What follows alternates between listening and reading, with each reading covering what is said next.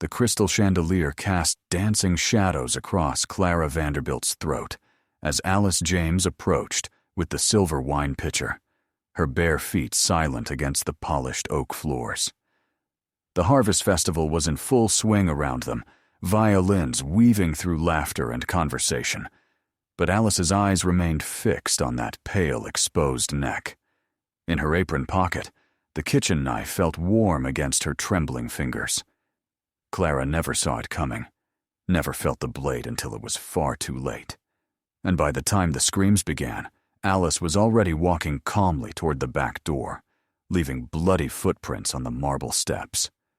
Before we carry on, please hit the subscribe button to make my day, and let me know where you are watching from in the comments. The morning of October 15th, 1852, dawned crisp and golden over Savannah's historic district, where the Vanderbilt mansion stood like a testament to Southern prosperity. Alice James had been awake since 4 in the morning, her calloused hands already deep in bread dough when the first light crept through the kitchen windows. She was 26 years old, though the plantation records listed her as property rather than person, valued at $800 alongside the horses and livestock.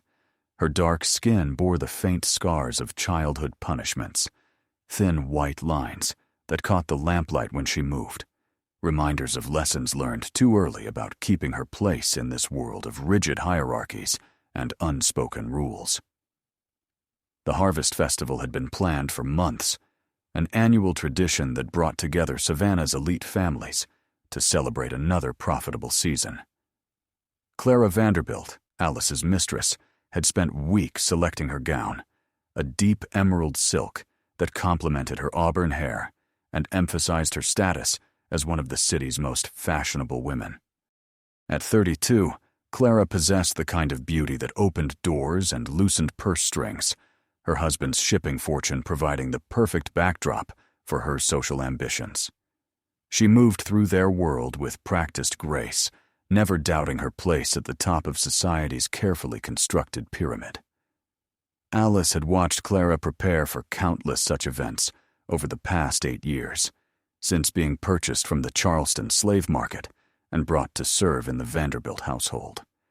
She had learned to anticipate her mistress's needs, to appear with fresh linens before being asked, to remain invisible, yet indispensable. The other house slaves whispered that Alice was fortunate to work indoors away from the brutal sun and backbreaking labor of the fields, but fortune felt relative when measured against freedom itself. The kitchen bustled with activity as Alice directed the preparation of elaborate dishes for the evening's festivities. Cornish hens stuffed with wild rice, sweet potato soufflé, and her famous pecan pie that had earned grudging praise even from visiting dignitaries. The irony wasn't lost on her that she spent her days creating beauty and sustenance for people who viewed her as less than human, her culinary skills adding value to her master's reputation, while she herself remained nameless cattle in their conversations. As afternoon shadows lengthened across the cobblestone courtyard, guests began arriving in ornate carriages, their horses stamping impatiently, while liveried drivers waited in respectful silence. The men wore their finest tailcoats and pristine white gloves, while ladies rustled through the front door in cascades of silk and taffeta, their jewelry catching the light from countless candles that had been lit throughout the mansion's public rooms. Alice moved between them like a shadow, refilling glasses and clearing plates, her presence acknowledged only when service was needed. The evening's entertainment centered around the grand ballroom, where a small orchestra had been positioned beneath towering windows that overlooked the manicured gardens. Couples swayed to waltzes and country dances, their laughter mixing with the clink of crystal and the soft shuffle of dancing slippers against polished wood.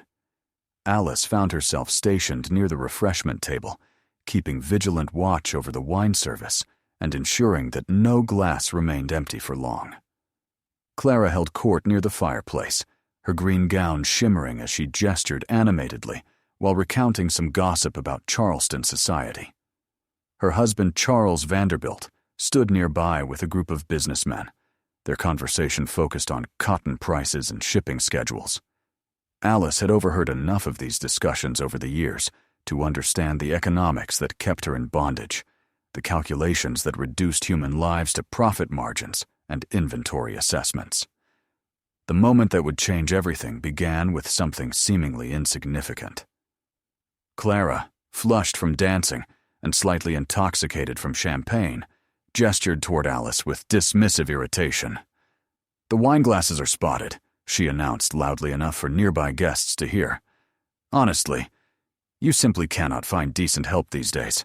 The standards have become absolutely appalling."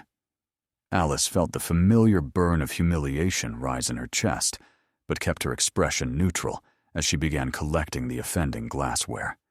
She had endured thousands of such moments over the years, each one a small death of dignity, a reminder that her humanity counted for nothing in this world of privilege and power. But tonight felt different. Perhaps because of the knife she had impulsively slipped into her apron pocket earlier that afternoon, while preparing vegetables for the evening meal. The blade was nothing special, just a common kitchen knife with a worn wooden handle and an edge kept sharp through daily use. Alice's grandmother had taught her to keep her knives properly maintained back when she was still a child on the rice plantation near Charleston, before the family debts forced her sale and separation from everything familiar. The weight of the knife against her hip felt like a secret, a possibility that had been growing stronger with each passing humiliation. As the evening progressed, Alice found herself studying Clara with new intensity, noting how her mistress threw back her head when laughing, exposing the pale column of her throat. How she moved with unconscious arrogance through spaces that others had cleaned and prepared for her comfort. How she accepted service as her natural due, never considering the human cost of her luxury. The more Alice observed, the more she felt something cold and determined settling in her chest, displacing the familiar ache of resignation that had been her constant companion for so many years. The harvest moon hung full and bright outside the ballroom windows, casting silver light across the dancing couples as the orchestra transitioned into a slower, more intimate melody. Alice moved through the crowd with practiced efficiency, her dark dress and white apron rendering her nearly invisible among the colorful gowns and formal attire of the guests. She carried a fresh pitcher of wine, the silver surface reflecting the candlelight as she made her rounds, topping off glasses and accepting nods of acknowledgement that fell just short of actual recognition.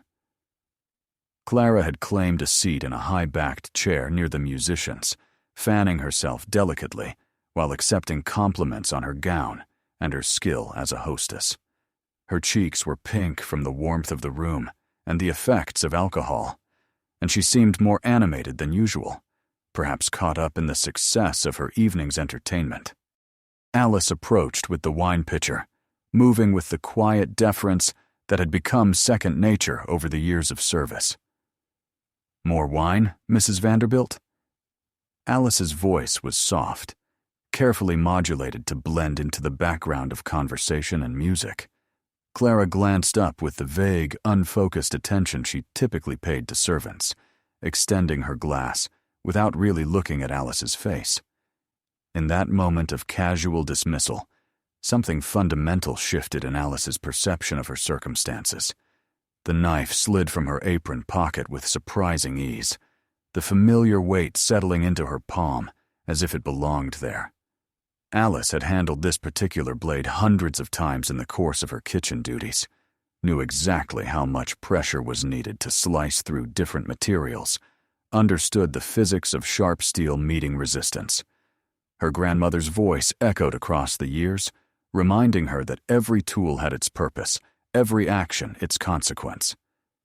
Clara lifted the wine glass to her lips, tilting her head back slightly to savor the vintage that had been imported specifically for this evening's celebration.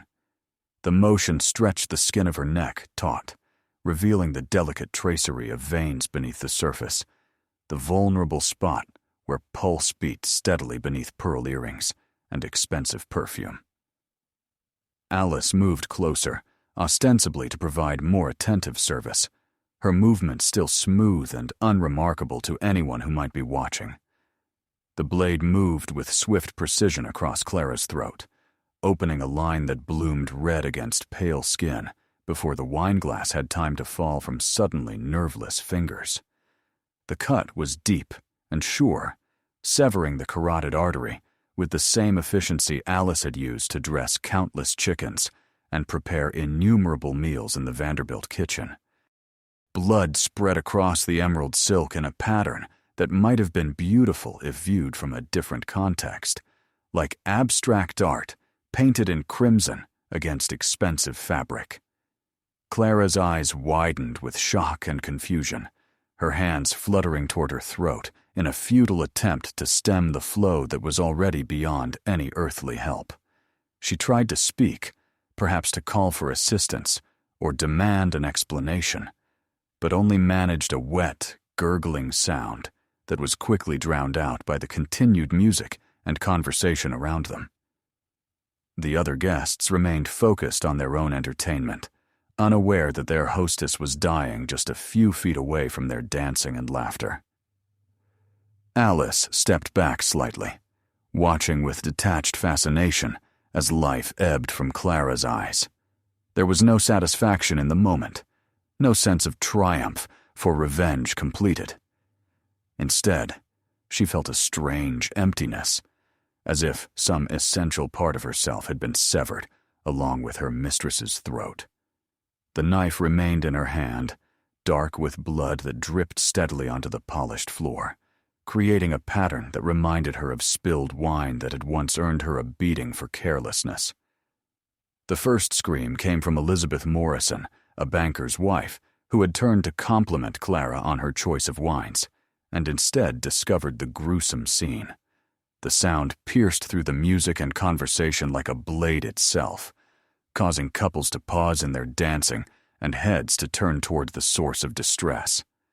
Elizabeth's face had gone white with shock, one gloved hand pressed to her mouth as she stared at Clara's still form and the spreading pool of blood that reflected the candlelight like a dark mirror. Chaos erupted through the ballroom as other guests noticed the horror that had unfolded in their midst. Women shrieked and fainted, their elaborate gowns rustling as they collapsed onto the floor or into their husbands' arms.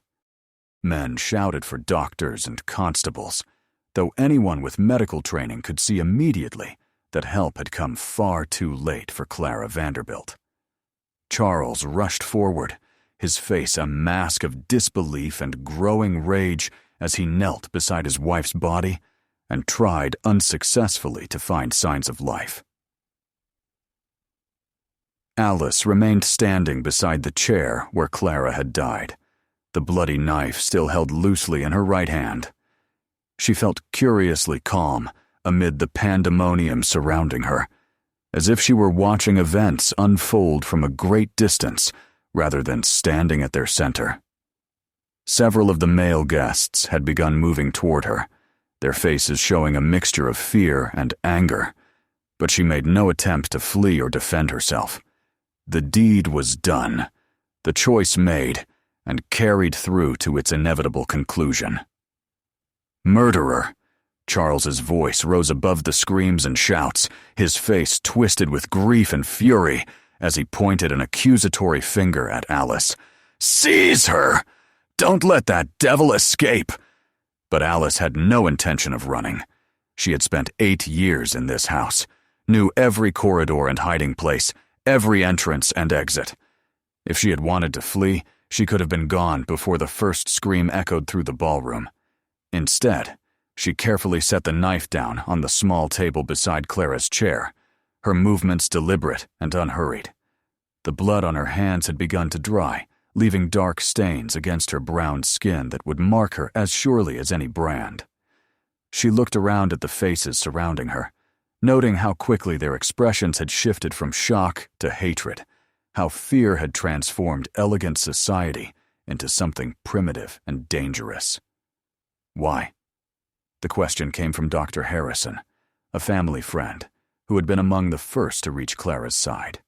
His voice carried genuine bewilderment along with horror, as if he truly could not comprehend what had driven a house slave to commit such an act against her mistress. Alice met his eyes steadily, searching for words that might explain 8 years of accumulated humiliation, a lifetime of being treated as property rather than person, the slow erosion of hope that had finally crystallized into this moment of terrible action. But what words could bridge the gulf between their experiences, between his comfortable assumptions about the natural order of things and her lived reality of subjugation and denial? How could she explain the weight of invisible chains, the daily assault on dignity that came with being owned rather than employed, the gradual understanding that freedom would never be granted, but must be seized regardless of the cost? She was never kind, Alice said finally, her voice carrying clearly through the shocked silence that had fallen over the ballroom. The simple statement seemed to hang in the air like an indictment, challenging the gathered guests to examine their own complicity in a system that reduced human beings to commodities. Several people gasped at what they perceived as inadequate justification for murder, but Alice felt no need to elaborate or defend her actions further. Charles lunged toward her with violence in his eyes, but was restrained by 2 other men who recognized the danger of allowing him to act on his immediate rage. "Hang her," he shouted, his voice breaking with emotion. "Hang her from the nearest tree," the crowd murmured agreement, their civilized veneer stripped away by the proximity of violence and the violation of their assumed safety. Alice had shattered more than just Clara's life. She had challenged the fundamental assumptions that allowed their world to function. Yet, even as voices called for immediate vengeance, Alice found herself thinking about her grandmother's stories of Africa. Tales passed down through generations, despite every attempt to erase such memories. Stories of warriors and queens, of people who chose death over dishonor, who understood that some things were more valuable than mere survival. Perhaps this was her inheritance, finally claiming its due. The blood of proud ancestors, asserting itself after years of enforced submission. The constables arrived within minutes, summoned by servants who had been dispatched into the night as soon as the magnitude of the situation became clear. They entered the ballroom with drawn weapons, expecting to find a dangerous criminal who might resist arrest, but found instead a woman standing quietly beside her victim. Her hands were folded in front of her, as if waiting for Sunday's service to begin. The contrast between their expectations and reality seemed to unsettle them more than outright defiance might have done. "Come along, girl," the lead constable said, producing iron shackles that had clearly been designed for restraining slaves rather than ordinary criminals. The metal was heavy and crude, worn smooth by contact with countless wrists and ankles over the years of their use. Alice extended her hands without resistance, feeling the cold iron close around her wrists with a finality that seemed to echo through her bones. As they led her from the ballroom, Alice took one last look at the scene she had created. Clara's body remained in the chair where she had died, her green gown now more black than emerald in the candlelight, her carefully arranged hair disheveled by her final moments. The other guests had drawn back to create a wide circle around the corpse, as if death itself might be contagious, their faces showing the kind of fascinated horror typically reserved for carriage accidents and public executions. The night air felt cool against Alice's face as they emerged from the overheated ballroom into the courtyard, where carriages waited to take guests away from this nightmare disruption of their carefully ordered world. She could hear voices behind her, already beginning to construct the narrative that would make sense of what had happened, transforming her from a human being driven to desperate action into a cautionary tale about the dangers of insufficient control over the enslaved population. The jail cell was exactly what Alice had expected, a small stone room with a single barred window that provided minimal light and less comfort. The floor was covered with moldy straw that suggested previous occupants, and the walls bore scratches and stains that spoke of desperation and despair. She settled onto the narrow wooden bench that served as both seat and bed, her shackled hands resting in her lap as she contemplated the choices that had led her to this place. Outside, she could hear the sounds of a city beginning to buzz with news of the evening's events.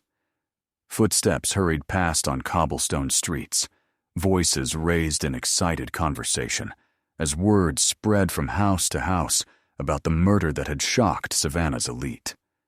Alice knew that her story would be told and retold, each version probably straying further from the truth until she became more symbol than person, a representation of whatever fears or assumptions the tellers brought to their narrative. The trial was scheduled for the following week, though everyone understood that legal proceedings would be little more than formality. The law regarding slaves who murdered their masters was clear and unambiguous. The punishment was prescribed without possibility of mitigation or appeal.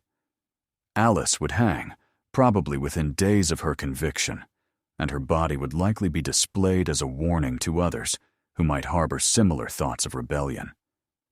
Yet, as she sat in her cell, listening to the sounds of free people going about their daily business, Alice found that she felt no regret for her actions. The weight that had pressed on her chest for so many years was gone, replaced by something that might have been peace if circumstances had been different.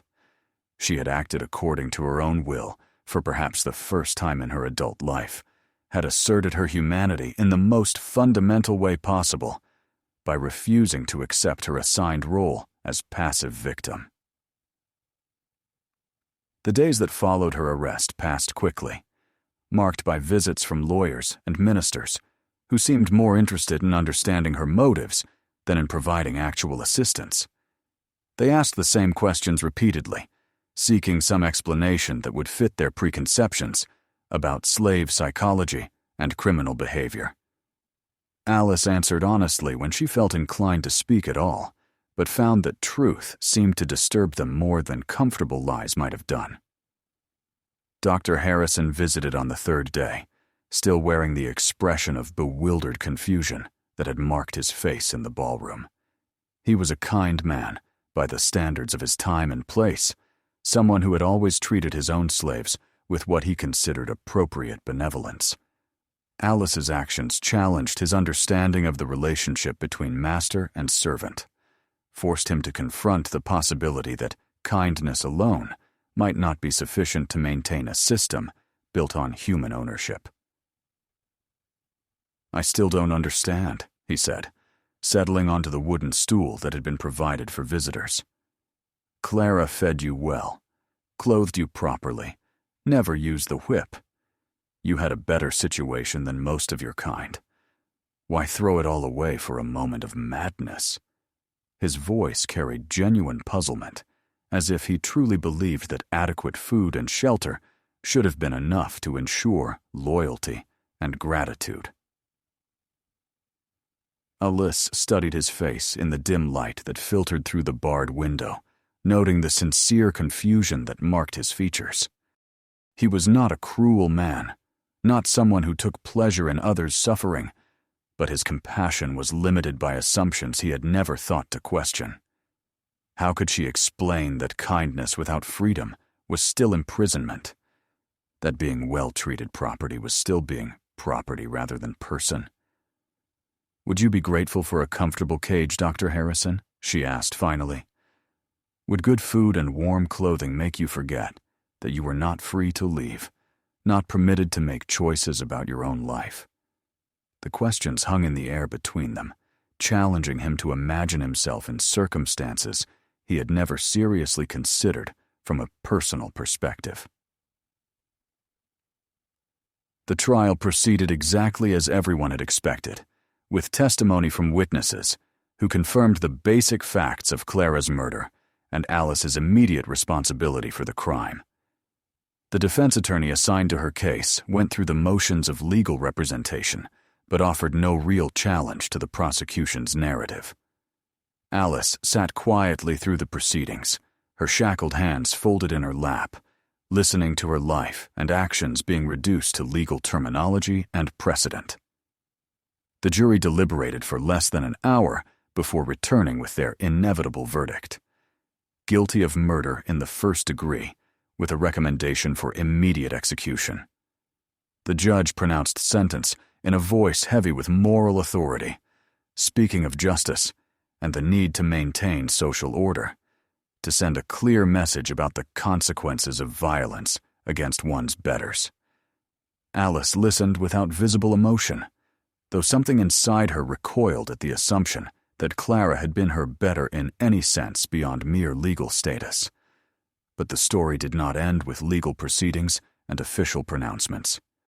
On the night before her scheduled execution, Alice simply vanished from her locked cell, leaving behind only her shackles and a lingering mystery that would puzzle investigators for decades to come. The guards swore that no one had entered or left the jail, that the locks remained secure and the bars undamaged. Yet when morning came, the cell stood empty, except for the iron chains that had held her and a small pile of straw that might have been arranged to suggest a human form in the darkness. Search parties scoured the countryside for weeks, following every lead and rumor, checking every possible hiding place where an escaped slave might seek shelter. Bloodhounds were brought in to track her scent, but the trail seemed to end at the jail cell door, as if she had simply evaporated into the night air. Rewards were posted, informants questioned, but no trace of Alice James was ever found, despite the intensive efforts of law enforcement and the considerable resources devoted to her recapture. Some claimed to have seen her in the months and years that followed, always at night, always alone, walking the roads that led away from Savannah toward destinations unknown. A figure in a dark dress, moving with purposeful stride past crossroads where four paths met. Her bare feet silent against packed earth, her face turned toward stars that had guided other travelers to freedom in times past. But these sightings were never confirmed, never led to actual capture or concrete evidence of her continued existence. The legend grew with time and telling, as legends do, accumulating details and significance that transcended the simple facts of murder and escape. Alice became a ghost story told to frighten children, a cautionary tale about the dangers of insufficient vigilance over the enslaved population, a symbol of resistance that inspired some and terrified others. Her name was whispered in slave quarters throughout the South, carried by networks of communication that operated beneath the notice of their masters. Years passed, and the Civil War came to Georgia with fire and destruction that transformed the social order Alice had challenged with her single act of violence. The Vanderbilt mansion was burned during Sherman's march to the sea, its elegant rooms reduced to blackened ruins, where weeds grew through broken foundations. Charles Vanderbilt died of fever in 1863, his shipping fortune lost to Union blockades and Confederate currency that became worthless paper in the aftermath of defeat. The old world of plantation society crumbled into memory, replaced by new forms of oppression and new struggles for human dignity. But still, the stories persisted about Alice James, the slave woman who had killed her mistress and vanished into legend. Some said her spirit walked the roads on autumn nights, seeking others who needed the courage to choose freedom over safety, to act according to their own will rather than others' expectations. In the 1920s, a folklorist collecting stories in rural Georgia recorded an account from an elderly woman whose grandmother had known Alice personally. According to this source, Alice had not died in her jail cell, but had been helped to escape by members of the Underground Railroad, who recognized her as a powerful symbol of resistance. She had made her way north to Canada, the story claimed, where she lived quietly under an assumed name until her natural death many years later. Other versions suggested more mystical explanations for her disappearance, tying her story to older traditions of conjure and folk magic that had survived the Middle Passage and taken root in New World soil. These accounts portrayed Alice as someone who had called upon ancestral powers to break her physical chains, transforming herself into something that existed between the world of the living and the realm of spirits. Whether literal truth or metaphorical expression of deeper truths, such stories served important functions in communities that needed hope and inspiration to survive their own struggles. The Harvest Festival tradition continued in Savannah for several decades after the Civil War, though without the lavish displays of wealth that had characterized the antebellum versions. The social elite who had gathered in the Vanderbilt ballroom were scattered by economic upheaval and social transformation. Their carefully constructed hierarchy was dismantled by historical forces beyond their control. But memory persisted in other forms, carried by people who had served at those gatherings and witnessed the moment when one woman's desperation overcame her fear. Contemporary historians studying the incident have found little concrete evidence to support any particular version of Alice's story beyond the basic facts of Clara Vanderbilt's murder and her killer's mysterious disappearance. Court records confirm the trial and conviction. Newspaper accounts provide details about the crime scene and investigation, but the woman herself remains largely invisible in official documentation. Like most enslaved people, she existed primarily in the margins of written history. Her own voice and perspective were filtered through the accounts of others who viewed her through the lens of their own assumptions and biases. Yet perhaps that invisibility is itself significant. A reminder of how many stories remain untold, how many acts of resistance and courage have been forgotten or distorted by those who held the power to control the historical narrative. Alice James may have vanished from her jail cell, but her story endures as testimony to the human capacity for choosing dignity over survival, for asserting individual will against overwhelming systemic oppression. The autumn of 2023 brought renewed interest in Alice's story when construction workers renovating a historic building in downtown Savannah discovered a small cache of items hidden beneath floorboards that had not been disturbed for more than a century. Among the artifacts was a kitchen knife with a worn wooden handle wrapped in cloth that had once been white, but had aged to the color of old bone. Carbon dating suggested the items had been placed in their hiding spot sometime during the mid-1850s, though no definitive connection to Alice James could be established. Local historians and members of the African American community organized a memorial service to honor Alice and countless others whose stories had been erased from official records. The ceremony took place at a crossroads on the outskirts of town, where four paths met beneath ancient oak trees draped with Spanish moss. Participants spoke about the continuing relevance of Alice's choice, the ongoing struggle for human dignity and recognition, the importance of remembering those who had paid the ultimate price for asserting their fundamental humanity. As evening fell and the memorial concluded, several attendees reported seeing a figure in dark clothing walking along one of the paths that led away from the crossroads. The apparition was visible for only a moment before disappearing into shadows cast by overhanging branches.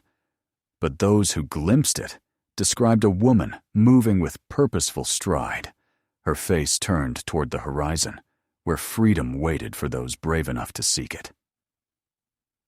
Whether Alice James died in 1852 or lived for many years beyond her escape, whether her disappearance was accomplished through human agency or supernatural intervention, her story continues to resonate with contemporary audiences who understand the ongoing struggle for justice and human dignity. She remains a powerful symbol of resistance, a reminder that even those who seem powerless can choose to act according to their own moral compass rather than accepting the roles assigned to them by others. The harvest moon still rises over Savannah each October, casting the same silver light that illuminated the ballroom where Clara Vanderbilt died and Alice James chose freedom over submission. In that light, some say you can still see her walking the old roads that lead away from the city, her bare feet silent against packed earth, her face turned toward stars that have guided travelers to freedom across centuries of struggle and hope. Her story lives on in the hearts of those who understand that true liberation sometimes requires the courage to sacrifice everything for the sake of asserting one's fundamental humanity. And so the legend endures, passed down through generations, who recognize in Alice James a kindred spirit, someone who understood that there are circumstances under which death is preferable to continued enslavement. Moments when the only meaningful choice is between dignity and survival. Her knife may have ended Clara Vanderbilt's life, but it also severed the chains that had bound Alice's soul, setting her free to walk whatever path she chose, whether in this world or the next.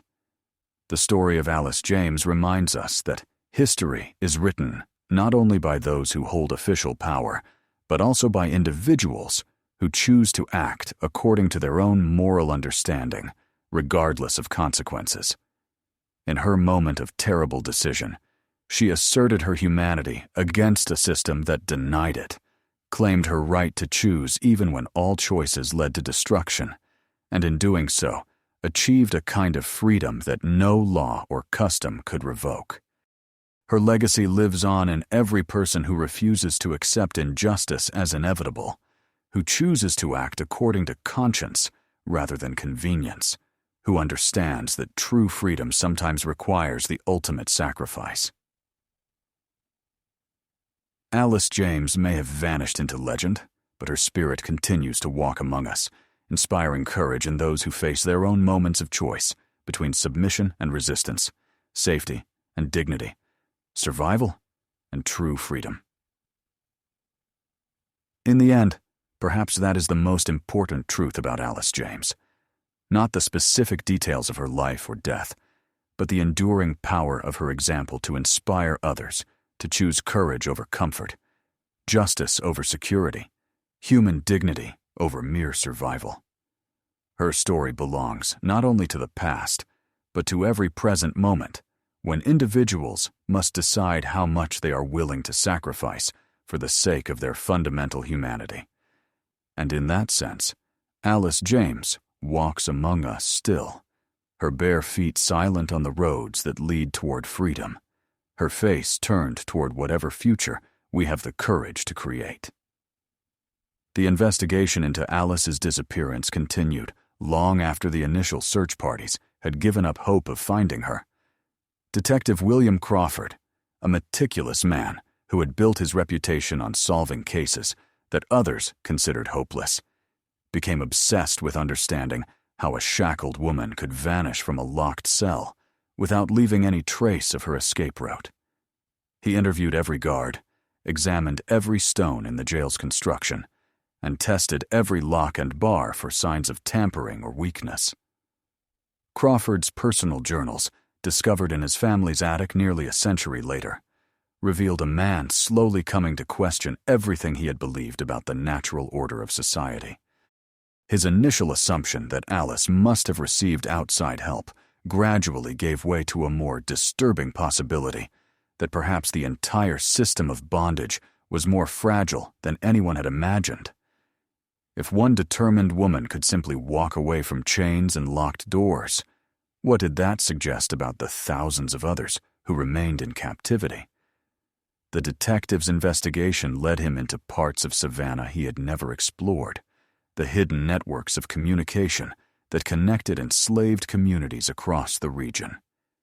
He began to understand that beneath the visible surface of plantation society lay another world entirely, one where information traveled through songs and stories, where resistance took forms that the dominant culture could not recognize or prevent.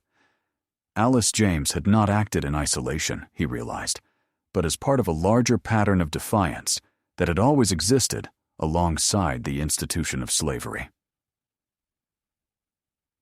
In 1854, 2 years after Alice's disappearance, Crawford received an anonymous letter that changed the direction of his investigation entirely.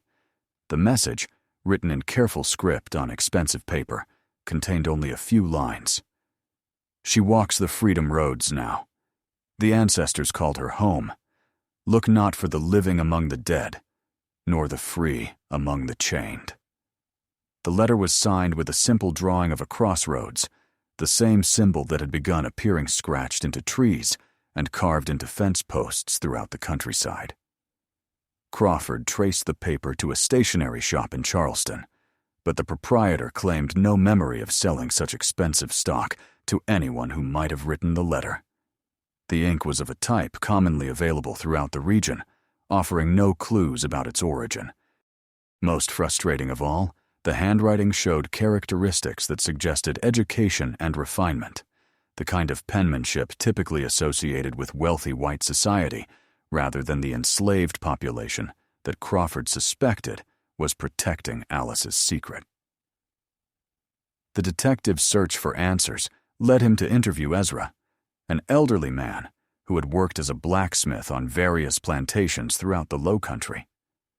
Ezra had earned a reputation for wisdom and discretion, the kind of person that both enslaved and free members of the community turned to for advice during difficult times. He listened carefully to Crawford's questions, his weathered hands folded in his lap, his eyes focused on some distant point beyond the detective's shoulder.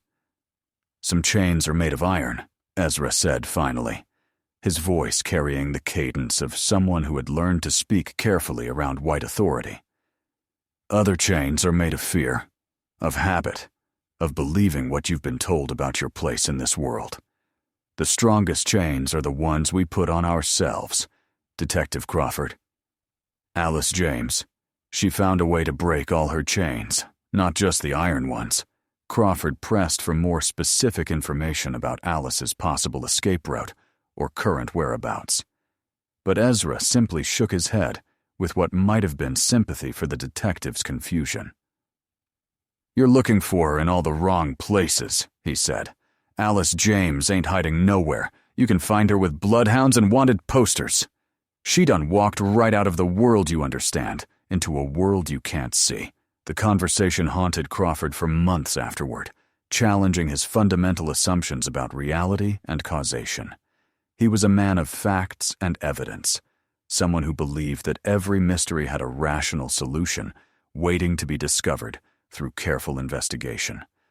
Yet, the more he learned about Alice James and the circumstances of her disappearance, the more he found himself confronting possibilities that lay beyond the boundaries of his materialistic worldview. Other strange incidents began occurring throughout the region during the months following Alice's vanishing. Enslaved people reported dreams of a woman in a dark dress who appeared to them with messages of hope and encouragement, urging them to maintain their courage and dignity in the face of oppression. Some claimed to have seen her walking the roads at night, always moving away from populated areas toward the wilderness that offered both danger and the possibility of freedom. These sightings followed a consistent pattern that troubled local authorities. Alice was always described as walking alone, showing no fear of the dangers that typically kept people indoors after dark. Wild animals seemed to avoid her presence, and even the most vicious plantation dogs reportedly fell silent when she passed their territory. Most unsettling of all, several witnesses claimed that she left no footprints in mud or sand, moving across the landscape without disturbing the earth beneath her feet. Martha, a young woman who worked as a seamstress in one of Savannah's finest houses, swore that Alice had appeared to her during a particularly difficult period when her master had threatened to sell her children to settle gambling debts. According to Martha's account, Alice had materialized beside her bed in the servants' quarters, her presence bringing a sense of calm that seemed to radiate outward like warmth from a fire. She didn't say nothing at first, Martha later told her closest friends, in whispered conversations that took place far from any white ears. Just sat there beside me while I cried about my babies being taken away.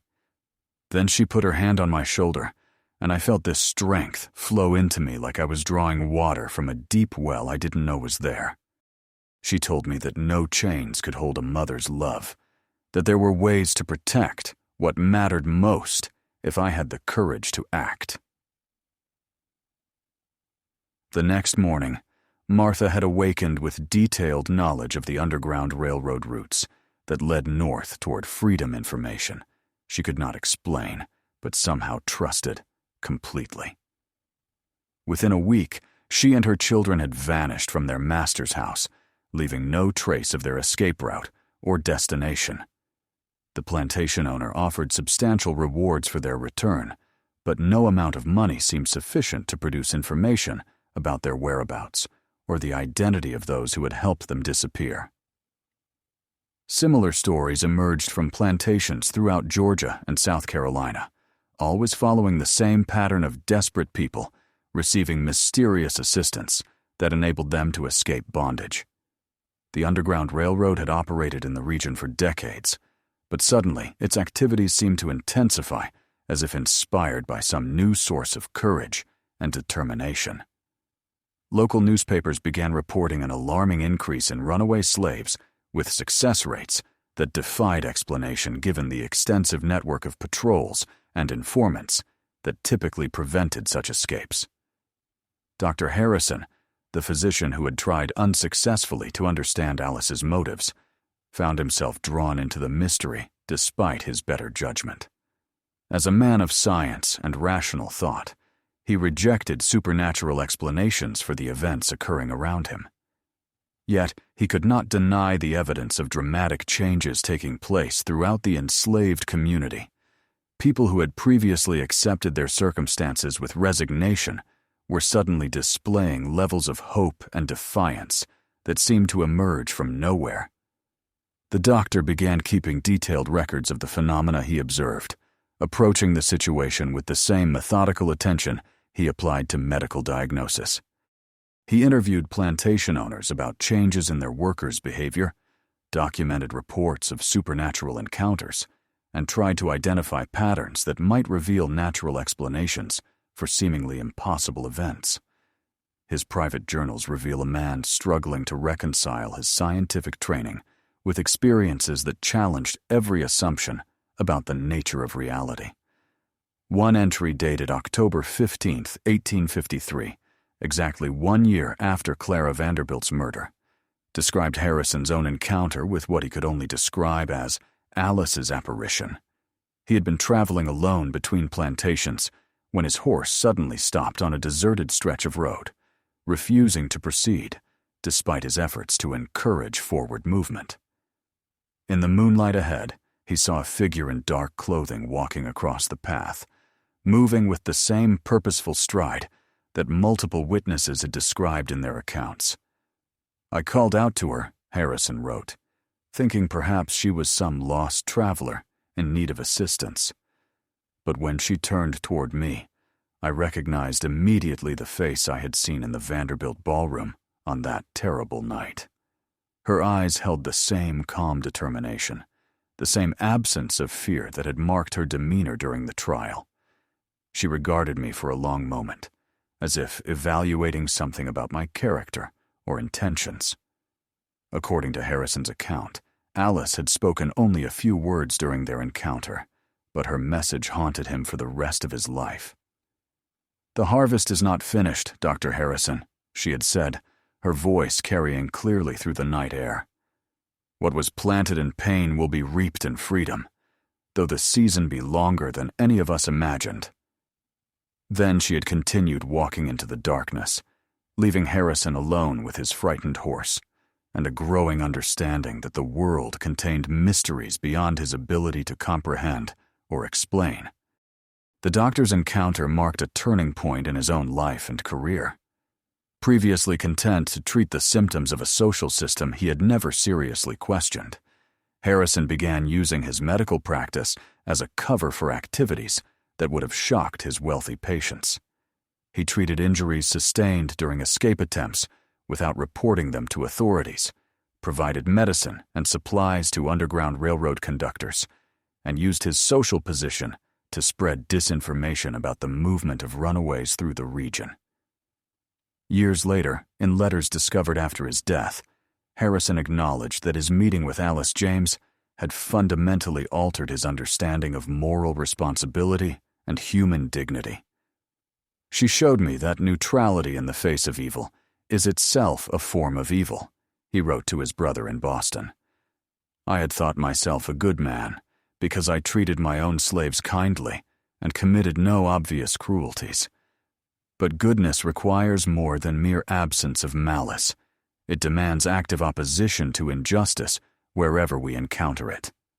The influence of Alice's story spread far beyond the immediate region where she had lived and died. Abolitionists in the North seized upon her narrative as evidence of the inherent violence of the slavery system, arguing that desperation could drive even the most docile servants to acts of deadly resistance.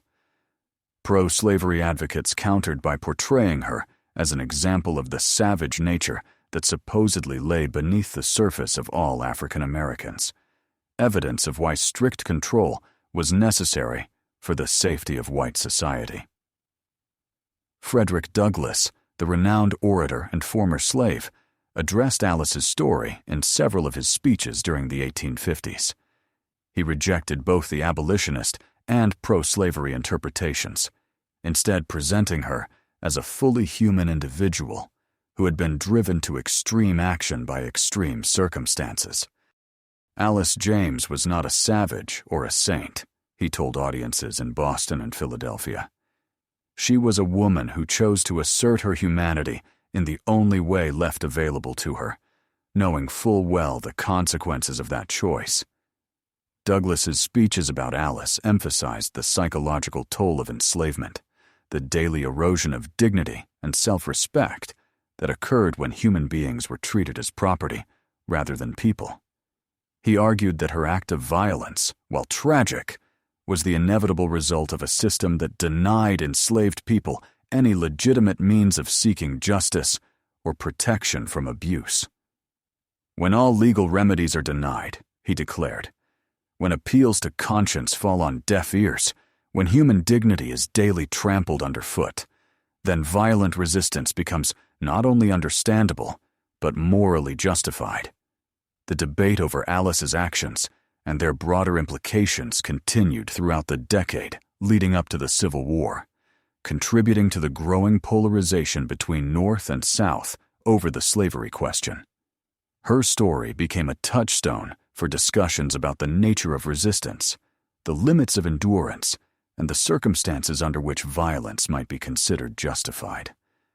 Both sides claimed her as support for their positions, but neither seemed to grasp the full complexity of her situation or the multiple factors that had led to her moment of desperate action. Meanwhile, the mysterious disappearances of enslaved people throughout the region continued at an unprecedented rate. Plantation owners invested increasing resources in security measures, building higher walls, posting more guards, and offering larger rewards for information about escape routes. Yet their efforts seemed futile against whatever force was inspiring and assisting the runaways. Some began to whisper that supernatural powers were at work, that the spirits of Africa had somehow awakened to reclaim their stolen children. These fears were not entirely unfounded, as traditional spiritual practices had indeed intensified throughout the enslaved communities during the years following Alice's disappearance. Conjure women and root doctors reported increased demand for protective charms and guidance rituals as people sought connection with ancestral wisdom that might help them navigate the dangerous path toward freedom. The boundary between Christian faith and older traditions became increasingly blurred, creating syncretic practices that drew strength from multiple sources. Celia, an elderly woman respected throughout the region for her knowledge of herbal medicine and spiritual practices, became a focal point for those seeking to understand the changes occurring in their world. Born in Africa and brought to America as a young girl, she retained memories of homeland traditions that most American-born slaves had lost or forgotten. Her small cabin on the outskirts of a rice plantation became a pilgrimage site for those seeking guidance and inspiration. Alice didn't disappear, Celia explained to visitors who came seeking answers about the mysterious escape. She transformed, like the butterfly that leaves behind its earthly form to fly on wings of air and light. The spirits of our ancestors called her home, not to death, but to a different kind of life, one where chains cannot hold and masters cannot command. She walks between the worlds now, helping others find their own path to transformation. Celia's teachings emphasized the power of spiritual resistance alongside physical escape, encouraging people to maintain their inner freedom even when external circumstances remained unchanged. She taught that Alice's story was not unique, but part of a larger pattern of sacrifice and transformation that had occurred throughout the history of their people. Every generation produced individuals who chose to pay the ultimate price for asserting their humanity, and their sacrifice created pathways that others could follow toward liberation. The spiritual interpretation of Alice's disappearance provided comfort and inspiration to people who might otherwise have despaired of ever achieving freedom. It suggested that resistance took many forms, not all of them visible to those who sought to maintain control through violence and intimidation. The idea that Alice continued to exist in some form, actively helping others escape bondage, gave hope to those who faced seemingly impossible circumstances. By 1858, the legend of Alice James had spread throughout the South and beyond, carried by the complex networks of communication that connected enslaved communities across vast distances. Her story was told in different versions depending on the audience and context, but certain elements remained consistent. Her calm demeanor during the murder and trial, her mysterious disappearance from a locked cell, and her continued presence as a helper and guide for those seeking freedom. The approaching presidential election of 1860 brought new urgency to discussions about slavery and its future in American society. Abraham Lincoln's nomination by the Republican Party on a platform opposing the expansion of slavery into new territories sent shockwaves through the South, where political leaders began seriously considering secession as a response to what they saw as Northern aggression against their way of life. The specter of Alice James haunted these discussions, serving as a reminder of the violence that lay just beneath the surface of apparently peaceful plantation society. In Charleston, where Alice had been born and spent her early years, a group of free blacks organized a secret memorial service to honor her memory and the memory of all those who had died in the struggle for freedom. The ceremony took place in a cemetery where unmarked graves held the remains of enslaved people who had lived and died in bondage, their names forgotten by history, but their suffering remembered by those who shared their heritage. The service was led by Benjamin, a carpenter who had purchased his own freedom through years of skilled labor and careful saving. He had never met Alice personally, but her story had inspired him to use his relative security and resources to help others achieve what he had accomplished through luck and determination. His woodworking shop served as a secret station on the Underground Railroad, providing temporary shelter and supplies for runaways heading north toward uncertain but hopeful futures. Alice James showed us that freedom cannot be granted by others, Benjamin told the small congregation gathered among the weathered headstones. It must be claimed by each individual through their own choices and actions.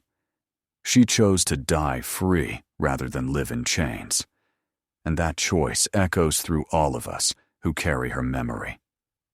We honor her not by seeking revenge against those who oppressed her, but by ensuring that her sacrifice contributes to the eventual liberation of our entire people. The memorial service concluded with the singing of spirituals that had emerged during the years since Alice's disappearance. Songs that spoke of crossing over to freedom and finding rest from earthly troubles. These musical traditions carried coded messages about escape routes and safe houses, information that could be transmitted openly without arousing the suspicions of those who heard only religious expression rather than practical guidance for fugitive slaves. As 1860 dawned, the United States stood on the brink of civil war, though few people fully understood the magnitude of the conflict that was approaching.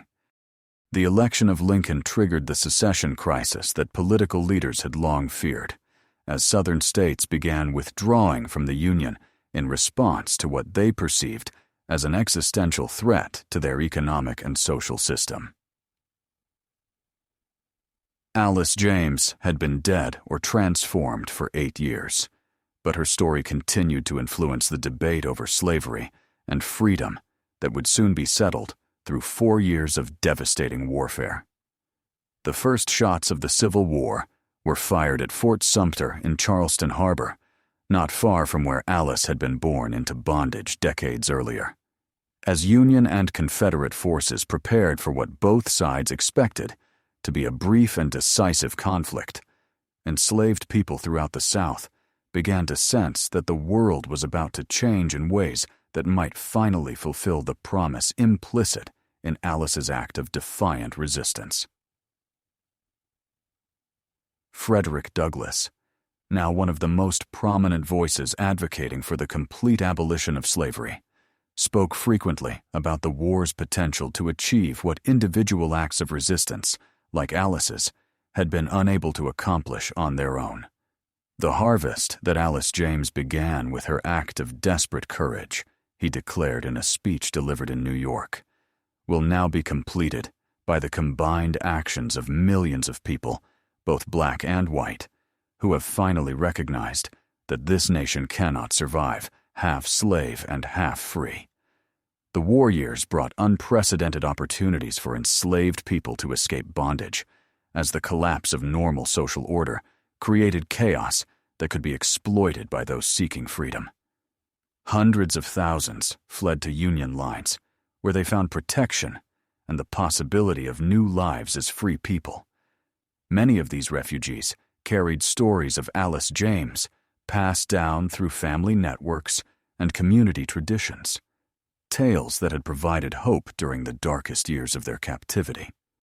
Among these refugees was Sarah, a woman in her 40s, who had worked as a cook on a plantation near Savannah. She claimed to be Alice's cousin, though the relationship was impossible to verify given the scattered nature of family records among enslaved people. Sarah's version of Alice's story differed in some details from other accounts, but it shared the essential elements that had made the narrative so powerful and enduring within the community. According to Sarah, Alice had not been acting alone on the night she killed Clara Vanderbilt, but had been part of a larger conspiracy involving several other enslaved people who had planned simultaneous acts of resistance throughout the region. The plan had called for coordinated uprisings that would create enough chaos to allow mass escapes, but Alice's premature action had forced the others to abandon their preparations and flee before they could carry out their own assignments. This version of events suggested that Alice's disappearance from jail had been accomplished through the assistance of her co-conspirators, who had used their knowledge of the building's construction and guard routines to facilitate her escape. Sarah claimed that Alice had been hidden in a network of safe houses throughout the countryside before eventually making her way to freedom in Canada, where she had lived under an assumed name until her natural death in the early years of the war. Whether or not Sarah's account was accurate, it provided a more naturalistic explanation for Alice's mysterious disappearance, while maintaining the essential power of her story as an example of resistance against oppression. The idea that Alice had not acted alone, but as part of a larger movement, suggested that individual acts of defiance were connected to broader patterns of resistance that had always existed within enslaved communities, even when they remained invisible to outside observers. The end of the Civil War in 1865 brought legal freedom to 4 million enslaved people throughout the former Confederacy, but the struggle for true equality and justice was far from over. The Reconstruction era that followed the war saw both remarkable progress and violent backlash as newly freed people worked to build lives and communities while facing continued oppression from those who refused to accept the new social order. Alice James's story took on new significance during this period, serving as a reminder that freedom required constant vigilance and sometimes demanded the ultimate sacrifice from those who sought to preserve it.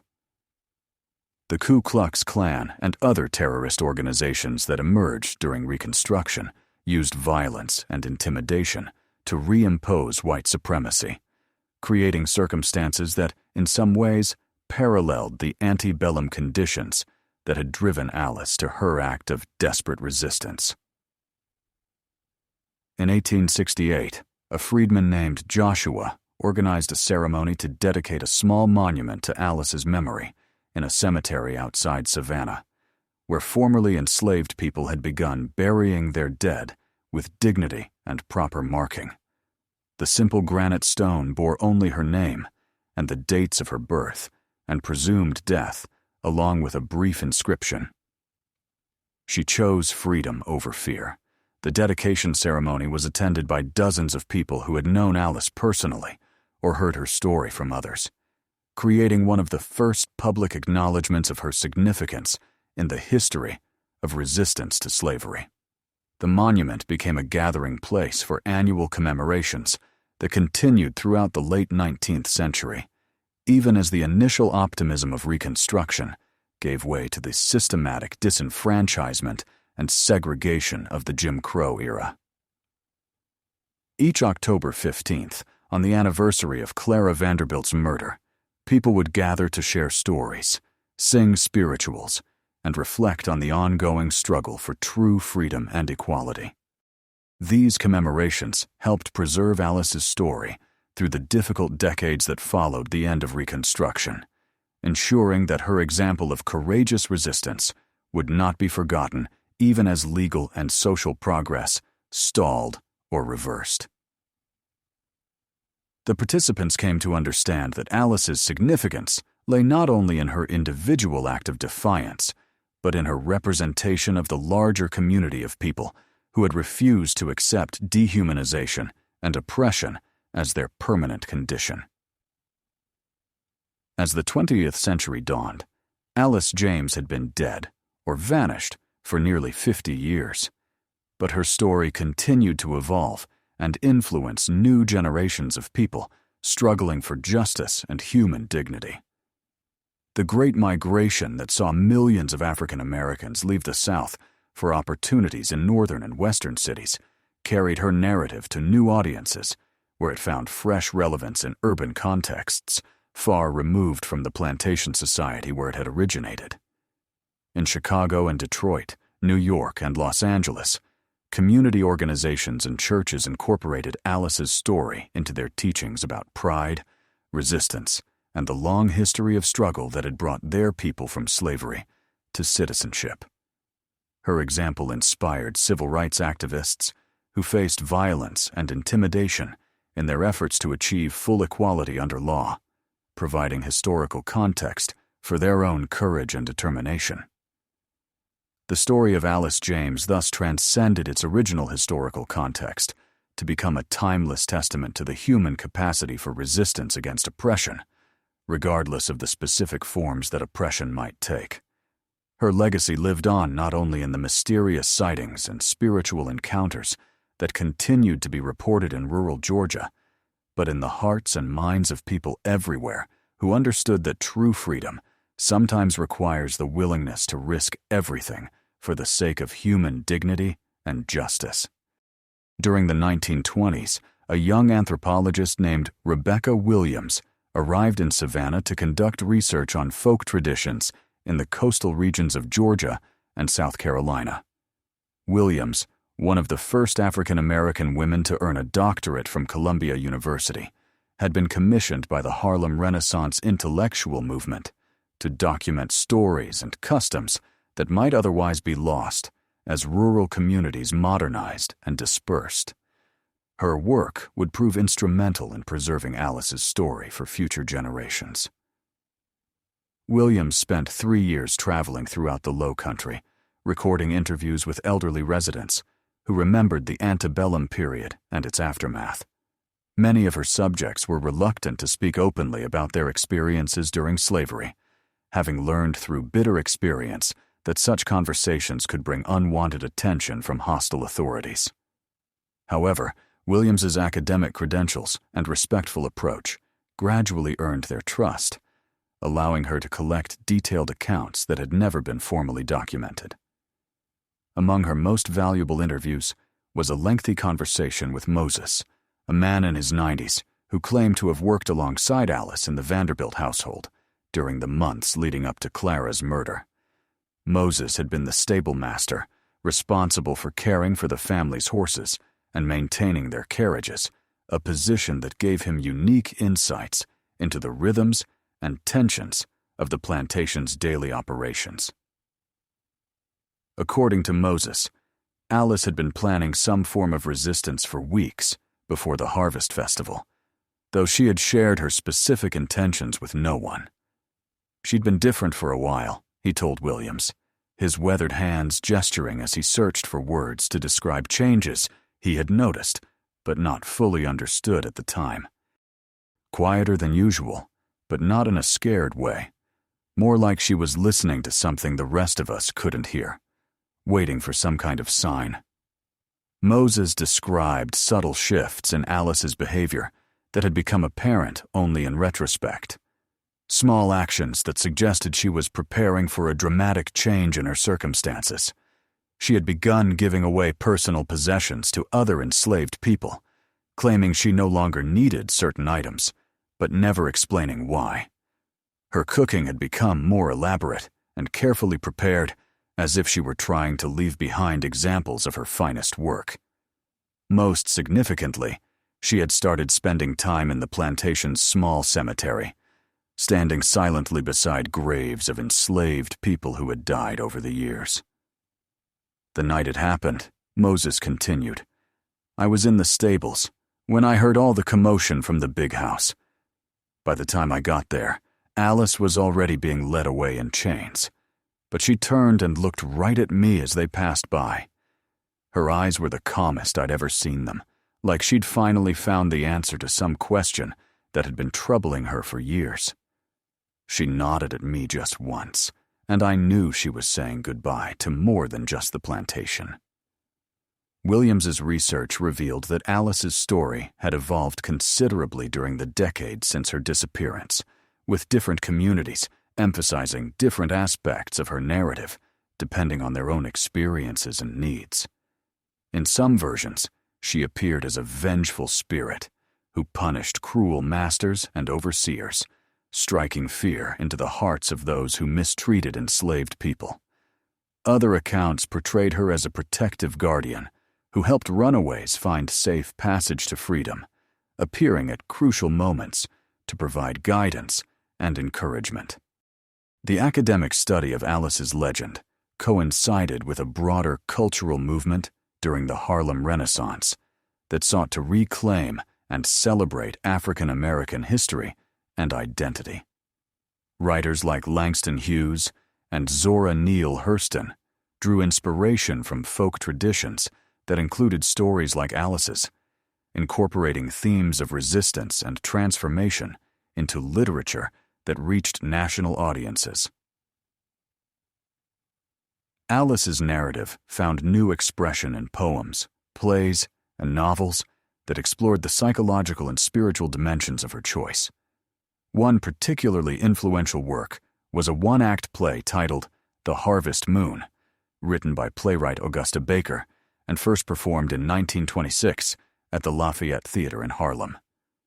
The play dramatized Alice's final night in the Vanderbilt household, focusing on her internal struggle as she prepared to take action that would end both her mistress's life and her own existence as she had known it.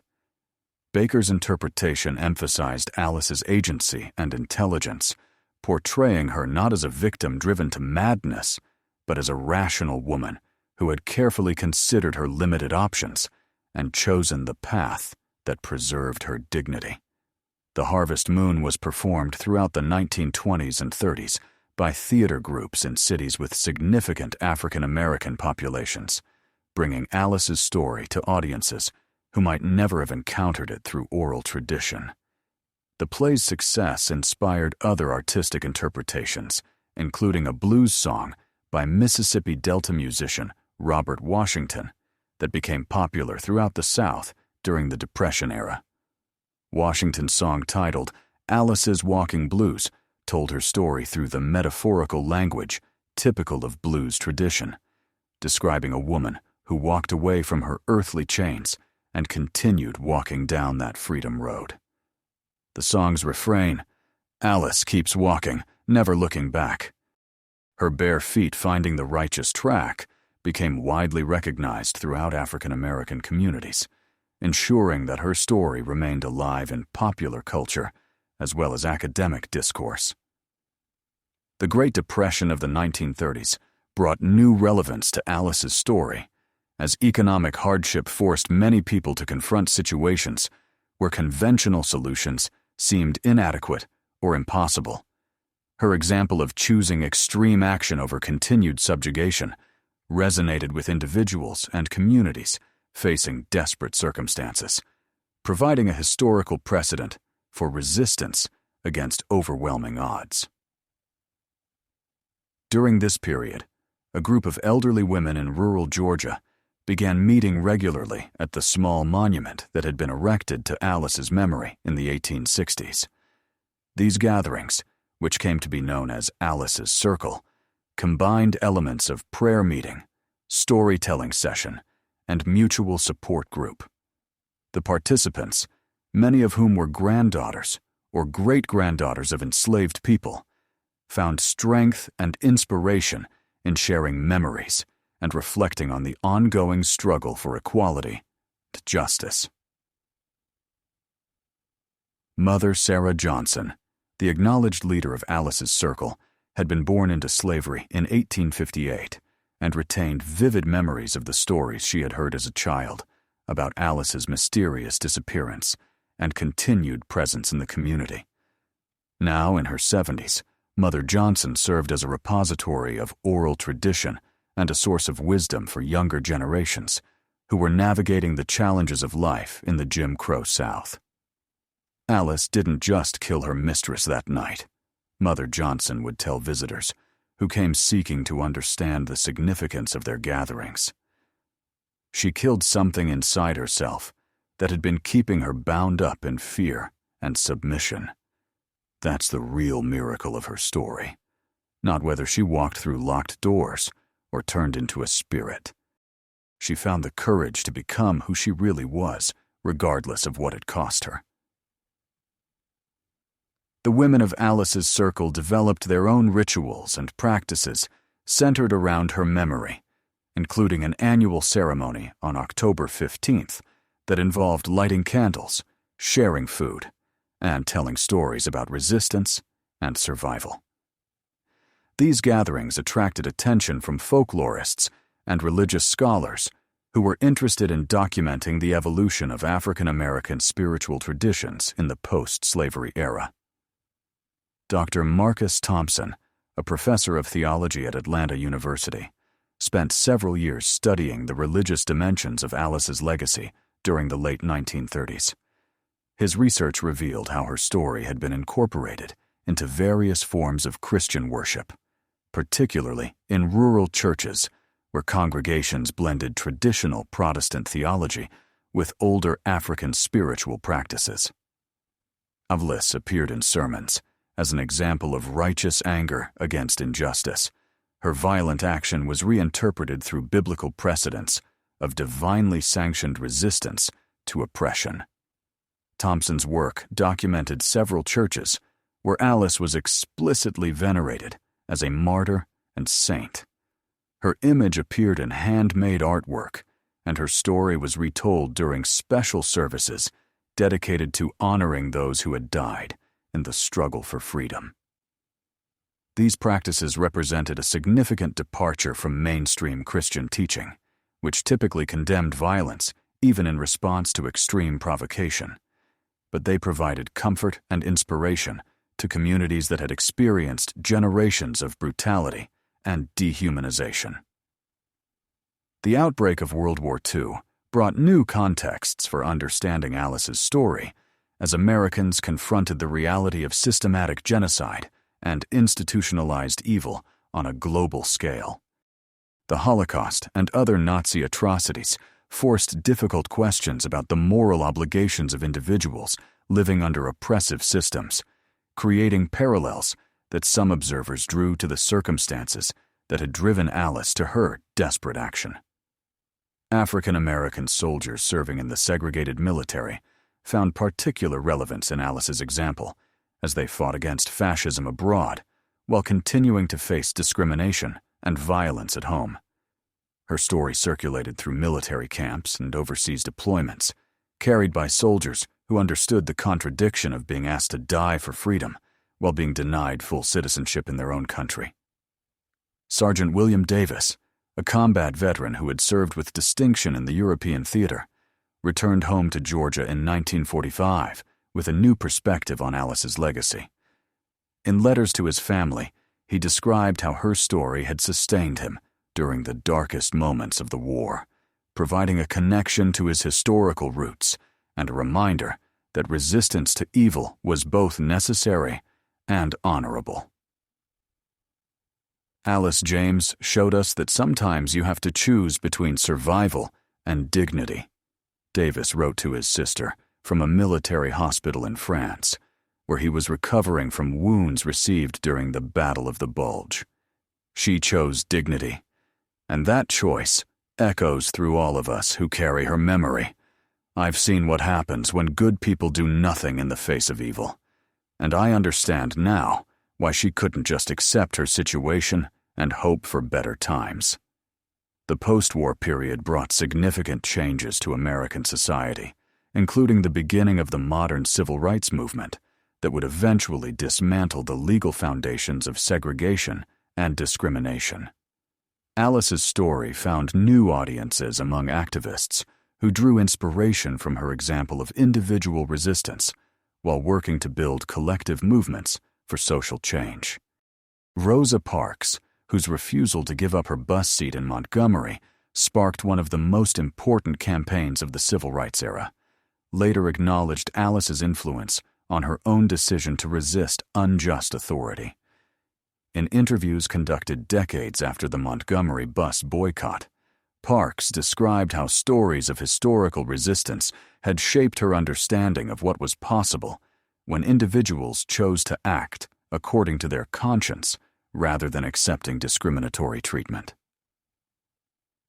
Alice James paid the ultimate price for asserting her humanity, Parks reflected in a 1985 interview with civil rights historian Taylor Branch. Her story reminded me that freedom isn't something that's given to us by others. It's something we claim for ourselves through our choices and actions. When I sat in that seat on the bus, I was following a path that she and countless others had walked before me, even if their stories weren't always recorded in the history books. The 1960s brought renewed academic interest in Alice's story, as historians began examining slavery and resistance from new perspectives that emphasized the agency and complexity of enslaved people's responses to their circumstances. Scholars like Herbert Aptheker and Eugene Genovese challenged traditional narratives that portrayed enslaved people as passive victims, instead documenting the various forms of resistance that had existed throughout the antebellum period.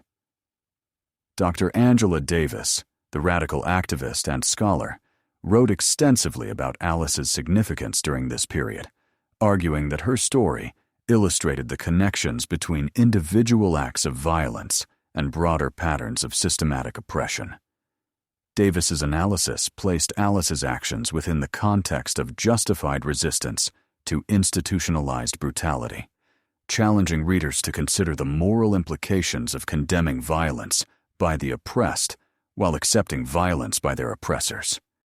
Alice James understood something that many of her contemporaries could not see, Davis wrote in her influential 1972 essay, Violence and Liberation in the Slave South. She recognized that the violence of slavery was not confined to physical brutality, but extended to every aspect of daily life under bondage. Her response was not irrational or savage, but rather a logical conclusion drawn from the premise that human dignity cannot coexist with systematic dehumanization. The civil rights movement's success in dismantling legal segregation did not end the relevance of Alice's story, as new forms of inequality and injustice continued to affect African American communities throughout the late 20th century. Her example inspired activists working on issues ranging from criminal justice reform to economic inequality, providing historical context for contemporary struggles against institutional racism and structural oppression. During the 1980s, a group of community organizers in Savannah established the Alice James Freedom School, an alternative educational program designed to teach African American children about their historical heritage and the ongoing struggle for equality and justice. The school's curriculum emphasized critical thinking and social activism, encouraging students to see themselves as part of a continuing tradition of resistance that stretched back through generations of their ancestors. The Freedom School's founder, Dr. Patricia Washington, had been inspired by Alice's story as a child growing up in rural Georgia during the 1950s and 60s. Her grandmother, a member of the original Alice Circle, had shared the oral traditions that preserved Alice's memory within the local community, instilling in young Patricia a sense of connection to this powerful example of courage and determination. Alice James represents the best of our people, Dr. Washington explained to parents considering enrollment in the Freedom School. She shows us that even under the worst circumstances, we have choices about how to respond to injustice and oppression. We can't always control what happens to us, but we can control how we react. And sometimes our reaction becomes an inspiration for others who are facing similar challenges. The Freedom School operated for more than 20 years, serving hundreds of students who carried Alice's story into their adult lives as teachers, activists, and community leaders. Many of these alumni went on to establish similar programs in other cities, spreading both Alice's narrative and the educational philosophy it had inspired to new audiences throughout the United States.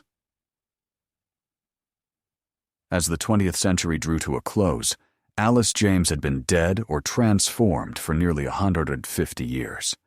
But her influence continued to expand through new forms of media and communication. The Internet allowed her story to reach global audiences, where it found resonance among people struggling against various forms of oppression and injustice in countries around the world. A website dedicated to preserving and sharing Alice's story was established in 1998 by a coalition of historians, activists, and community organizations. The site featured historical documents, scholarly articles, artistic interpretations, and personal reflections from visitors who found meaning in her example.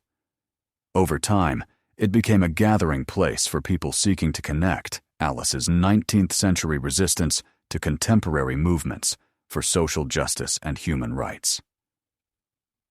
The dawn of the 21st century brought new challenges and opportunities for keeping Alice's memory alive in an increasingly complex and interconnected world.